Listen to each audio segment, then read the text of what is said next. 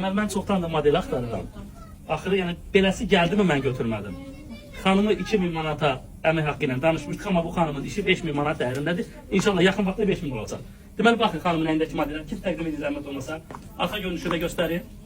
Nəsə sözünüz varsa deyə bilərsiniz. Gününüz aydın olsun Azərbaycan xalqı. Mən ümumiyyətcə sosial şəbəkədə, istər real həyatda Azərbaycan oğullarına qardaş deyib müraciət edirəm. Çünki xüsusən də 44 gün müharibədə Azərbaycan oğulları dünyaya bizim qeyrətimizi, namusumuzu, milliliyimizi, şərəfimizi tanıtdı. Bütün dünya bizim oğullarımızı tanıyır. Təbii ki, ona layiq olan oğullara aiddir. Buradan da salamlayıram yaxşı qardaşları. Amma mən bu insanlara nə qardaş deyəcəm, nə də bir Azərbaycan oğlu deyəcəm. Çünki mən sadəcə bir məxluq deyəcəm. Çünki bu məxluq Azərbaycan oğluna hansı ki qardaş deyiləcək bir hərəkət eləmir. Bu insan 2 dənə ən böyük səhvi eləyir bu xalqın qarşısında. Ay məxluq, sən nənəm? Adını da bilmirəm. Sən də başqa bir səhifədə çıxmısan, səhifəni də bilmirəm. Ona görə birbaşa sənə indi yəqin ki çıxaram qarşına. Mən sənə müraciət edirəm və səslənirəm. Sən 2 dənə ən böyük səhvi bu xalqın qarşısında eləyirsən. Pozğun paltarları satırsan, bu cəmaata aşılayırsan, bu əxlaqsız, sinəsi başı açıq insanların paltarlarını reklam eləyirsən, satışa gedirsən və bu xalqı da çağırırsan ki, ay cəmaat, gəlin bu cür paltarlarımız var. Bu sənin ən böyük səhvin. Sonra ikinci səhvin. Sən deyirsən ki 2000 maaşa çağırmışam. Bu hətta bu xanım 5000 maaşa layiqdir. Sən nə deməzsən bu hərəkətindən? Yəni ki o 400 manata marketlərdə işləyən, digər aşağı maaşlı işləyənlər, gəlin yubqalarınızı qısaldın, sinənizi açın, fahişə pozğun vidində, gəlin mən sizə 2000 maaş verəcəm. Bunu təbliğ edirsənsə, bunu sən xalqa təbliğ edirsən, sən o çörəyi necə qazanırsan, sən o çörəyi necə yeyirsən. Bax sən və sənin kimilərinə deyirəm, hansı ki pozğun paltarları satanlara, hamınıza şamil edirəm. O çörəyi necə yeyirsiniz?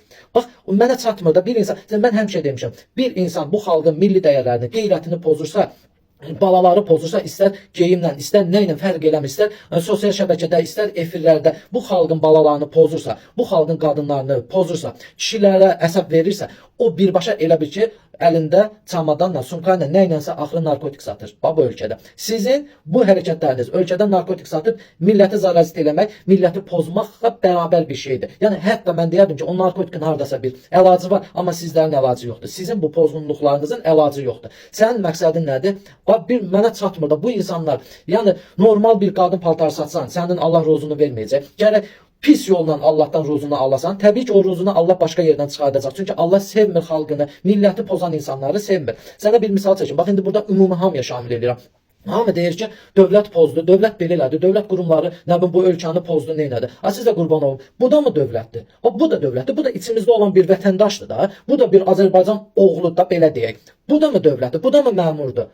Bax indi sabah gedib hansısa bir hamının dilindən desək, hansısa bir məmur gəlib bunun evinin böyründə bir klub bar açsa, bu çıxacaq şikayət eləyəcək ki, və mənim evimin qabağında bar açıblar, mənim orada ailəm, mənim orada nə bilim çıxa bilmir, mənim ailəm çölə bayram. Yaxşı, ay insan, və sən cəmaatın ailəsini pozmursan, sən bu geyimləri satanda və digərinin ailəsini fikirləşmirsən, bax sən bu xalqın qeyrətini pozub bu geyim satışlarından, sən özünə necə baxırsan? Nə cür baxırsan? Bax sən nə fikirlərsən? Deyirsən ki, bax mən bu malı satdım. Özdə sən o qadın paltarları satır. Ay qardaş, mən çatmır da. Qadın paltarları satırlar.